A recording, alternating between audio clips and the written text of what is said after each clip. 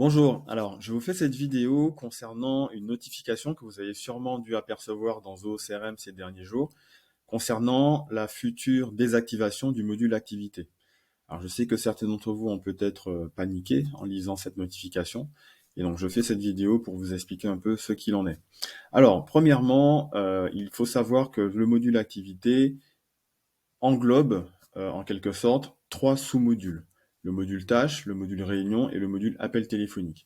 Donc lorsque Zoho vous indique que le module activité va être désactivé, alors oui, le module activité va être désactivé, mais les trois sous-modules, tâche, réunion et appel téléphonique, eux, vont rester en l'état, et donc vous n'allez pas perdre de données, ni vos tâches, ni vos réunions, ni vos appels téléphoniques, que vous pouviez voir avant dans activité de façon groupée, centralisée, mais demain, lorsque le module activité sera désactivé, vous pourrez toujours voir vos tâches, vos réunions et vos appels téléphoniques, mais cette fois dans les trois modules individuels correspondants. Donc voilà pour l'explication. Maintenant, je vais vous expliquer quoi faire si jamais vous souhaitez justement corriger ce que Zoho vous indique de corriger, donc sur les tâches, les réunions et les appels téléphoniques. Alors pour ça, je vais passer sur l'écran. Effectivement, ici, je suis sur la page d'accueil et on voit qu'on a ce message d'erreur. Donc ça, c'est le premier endroit où vous pouvez voir des messages, des notifications. Alors je vais vous afficher la notification globale que vous avez dû apercevoir ces derniers jours. Donc qui explique un peu tout le contexte en fait du changement. Et ça vous explique qu'en fait, il y a 3 ou 4 endroits où la désactivation du module activité peut avoir un impact. Premièrement, sur les rapports. Deuxièmement, sur les tableaux de bord.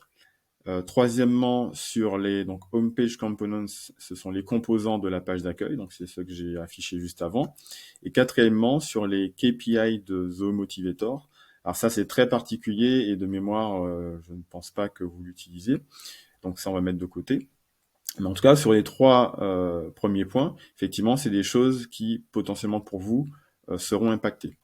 Donc, première chose dont je vais parler, c'est la home page. Donc ici, on est typiquement sur un cas, justement, de composant qui sera impacté par la désactivation du module activité. On en a un autre un peu plus bas. Alors voilà, on ne voit pas ici, mais là, si je déplace ma photo ici, on a une petite icône rouge qui vous indique qu'effectivement il y a un problème avec ce composant-là. Donc ça, c'est quelque chose également qu'il va falloir modifier. Alors si je repars sur le premier, donc effectivement il s'agit d'un composant de la page d'accueil. Il faut savoir que sur la page d'accueil, on a trois types de composants, ou en tout cas deux et demi. On a un premier type de composant qui va provenir de vues personnalisées. Donc là, on est dans ce cas-là. Ici, ce composant provient d'une vue personnalisée qui a été créée sur le module activité. Donc pour régler ce souci-là, il va falloir aller sur le module activité, repérer la vue en question et mettre à jour cette vue. Plus bas, on a donc un deuxième type de composants qu'on peut avoir sur la page d'accueil. Ce sont des composants qui proviennent des tableaux de bord. D'accord. Donc ici, sur les tableaux de bord, on crée des tableaux de bord, on crée des composants dans ces tableaux de bord et on peut ajouter ces composants sur la page d'accueil. Donc ici, on est typiquement dans ce cas-là. Mais bon, ces deux composants-là ne sont pas impactés. Par contre, le troisième ici, lui, est impacté. Donc là, il va falloir aller sur le bon tableau de bord et modifier ou mettre à jour ce composant-là. Alors, on va commencer par les vues. Donc pour ce premier composant-là, comme je vous l'ai dit, il s'agit d'un composant qui est issu d'une vue du module activité. Donc on va aller sur le module activité et on va identifier la vue en question. Donc si je me réfère au nom du composant, la vue en question, ça va être celle-là, mes tâches du jour et en retard. Donc je l'identifie. D'accord, donc je suis dessus. Et en fait, on voit que cette vue-là, elle va isoler, elle va cibler les activités de type tâche. Donc moi, ce qu'il va falloir que je fasse pour régler mon problème, c'est recréer une nouvelle vue, mais sur le module tâche directement. D'accord. Donc là, ce que je vais faire, c'est que je vais afficher la configuration de ma vue, voir comment elle est faite. Et ensuite, je vais refaire la même chose, mais sur mon module tâche. D'accord. Donc là, ce que je vais faire, c'est que je vais dupliquer cette fenêtre-là. Je vais sur le module tâche. Et là, je vais recréer une nouvelle vue. Alors pour recréer une nouvelle vue sur le module tâche, je vais tout en bas. Je vais enlever ma photo. Hop, pardon. Je clique sur Nouvel affichage personnalisé. Et là, je peux créer ma nouvelle vue. En prenant exemple de justement la vue existante du module activité. Donc le premier filtre ici, alors je vais l'appeler pareil, hein, mes tâches du jour est en retard. Ok. Deuxième chose, je dois spécifier les critères donc, de ma vue. Le premier critère, celui-là, il est spécifique au module activité, puisqu'on filtre ici sur le type d'activité. Celui-là, on ne va pas le reprendre sur la vue du module tâche. Par contre, tous les autres composants, enfin tous les autres critères, on va les reprendre. Donc ici, le gestionnaire doit être égal à utilisateur connecté. Donc là, hop, gestionnaire. Et ça ici, utilisateur connecté. Je rajoute un autre critère, statut n'est pas terminé.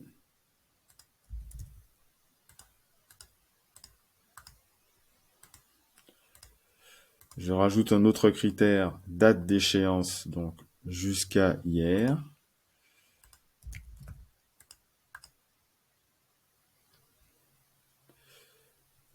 Jusqu'à hier, voilà.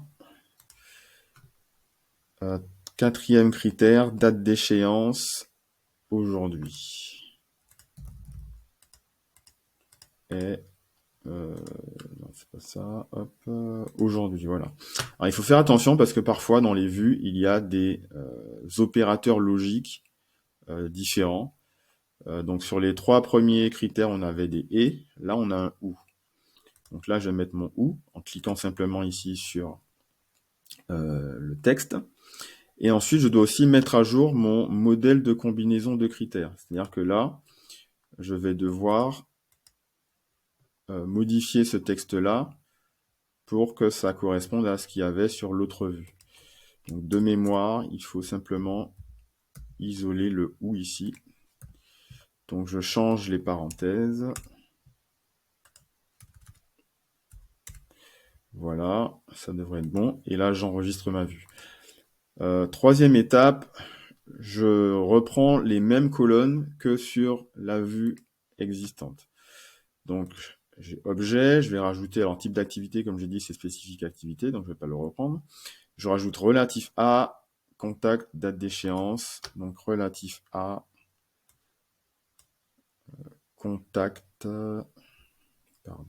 contact, date d'échéance, qu'est-ce qu'on avait d'autre? Statut priorité gestionnaire, statut priorité et gestionnaire, voilà. Je choisis avec qui je partage ma vue pour finir, donc je vais la partager avec tout le monde. Je peux effectivement verrouiller cet affichage pour éviter que d'autres utilisateurs le modifient. Une fois que j'ai fait tout ça, je clique sur enregistrer. Voilà. Donc là, j'ai recréé ma vue. On voit qu'on a les mêmes, le même résultat. Ok. Donc voilà, donc ma vue est modifiée ici. Je vais passer à l'autre composant, ici, événement ce mois. Donc ça, comme je l'ai dit, il s'agit d'un événement qui est rattaché à un tableau de bord. Donc je vais sur mon module tableau de bord. Je crois que je l'avais ouvert l'onglet ici. Et je pense qu'il s'agit de ce composant-là. Donc ce composant, ce qu'on va faire, c'est qu'on va le modifier. Alors dans le cas des tableaux de bord, on n'a pas besoin de recréer un nouveau composant. On peut simplement modifier le composant existant. Avant de le modifier, il faut simplement bien noter tous les critères et toute la configuration ici de ce composant. Alors moi, ce que je vais faire, c'est que je vais faire une copie d'écran tout simplement pour avoir tous les éléments sous la main. Voilà. OK. Et donc ensuite, au lieu de baser ce composant-là sur le module activité, je vais le baser sur le module, puisque là, il s'agit de réunion. D'accord? Donc je file sur le type d'activité réunion. Donc là, je vais modifier mon composant pour qu'il utilise le module réunion directement. Ce champ-là se met à jour automatiquement, donc là on est bon. Par contre, le filtre, il faut éventuellement le modifier. Alors là, on filtrait sur le type d'activité. Encore une fois, ça c'est spécifique au module activité, donc on n'a pas besoin de modifier le filtre ici. On va même le supprimer d'ailleurs. Et en dernier, il faut mettre à jour ici la durée. Alors je reprends ma copie d'écran. La durée était fixée à début ce mois. Donc on va prendre la date de début de l'activité et on va choisir le critère ce mois. Okay. Ensuite, je clique sur enregistrer. D'accord. Et là, vous voyez, la petite icône rouge a disparu sur mon composant. Voilà. Une fois que j'ai fait ça, je vais pouvoir repartir donc pour modifier mon écran d'accueil. D'accord. Dans le cas présent, la modification de l'écran d'accueil ne peut pas être faite directement ici. Parce qu'on n'a pas l'option ici pour modifier. On peut ajouter des composants, mais on ne peut pas modifier les composants existants. Et donc pour modifier cet écran d'accueil, il faut aller dans la configuration. Et ici, faire personnaliser page d'accueil. Je clique ici. Et là, je retrouve donc ma page d'accueil. Je vais la personnaliser. Et donc ce composant-là, qui utilisait le module activité et pour lequel on avait un problème, je vais le supprimer. D'accord. Et je vais rajouter donc un nouveau composant à partir de l'affichage personnalisé, donc ça veut dire vue. C'est pareil. Et donc je vais choisir donc l'affichage personnalisé que j'ai créé donc sur le module tâche. Et ça doit correspondre à celui-là. Voilà. Donc il est rajouté en bas, on va le faire remonter. Voilà. On ajuste la largeur. Et là, on est bon. Donc, on a corrigé le premier composant. On va corriger maintenant le deuxième composant. Alors là, effectivement, on n'a pas besoin de le corriger puisque on n'a pas dû recréer un nouveau composant, on a simplement modifié le composant existant.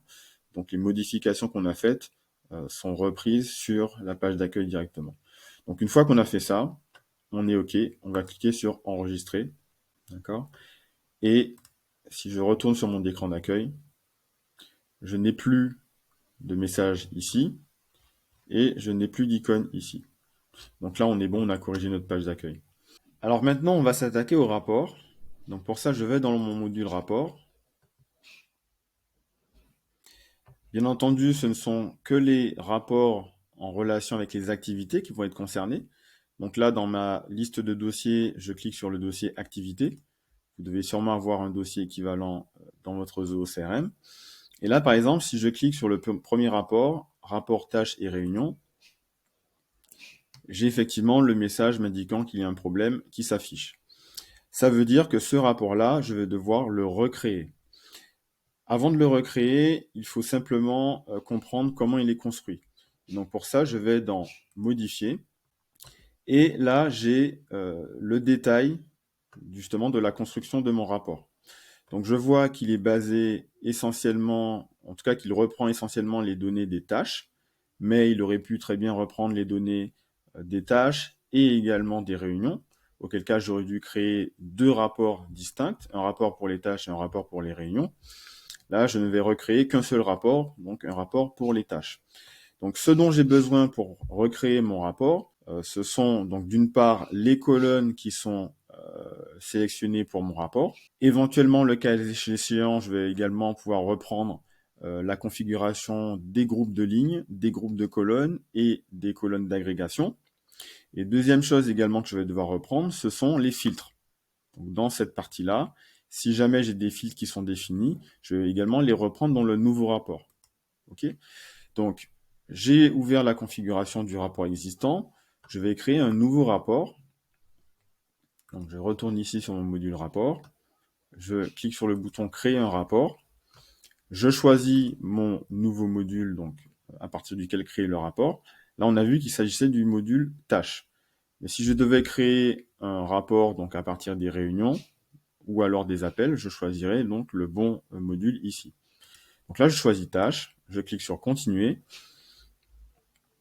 Ça, on ne va pas s'en servir pour l'instant. Donc, on va faire uniquement un rapport sur les tâches. Je clique ici sur continuer. Et là, je vais donc configurer mes colonnes, mes groupes de lignes, mes groupes de colonnes et mes colonnes d'agrégation, ainsi que mes filtres. D'accord ? Donc là, je vois que par défaut, j'ai des colonnes dont je n'ai pas besoin. Donc, par exemple, la date d'échéance, je l'enlève, créé par, contact balise, on va garder que objet. Et donc là, si je retourne sur mon rapport précédent, je vois que donc effectivement j'ai date d'échéance. Je l'ai supprimé, mais je n'aurais pas dû, je vais le rajouter. Date d'échéance. Et j'ai aussi le statut de mes tâches. Donc là, je vais sélectionner la colonne statut. Voilà. Une fois que j'ai fait ça, je clique sur terminer. Et ici, je vais pouvoir réagencer mes colonnes pour les mettre dans le bon ordre, éventuellement. Donc là, on voit qu'on est OK. Donc première étape, OK.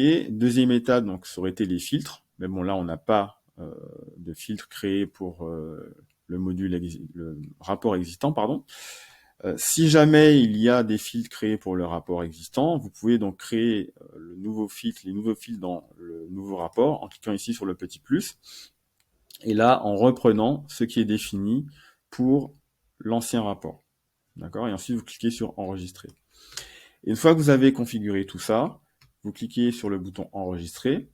Là, vous allez pouvoir nommer votre rapport. Donc, vous pouvez le nommer du même nom que le rapport existant.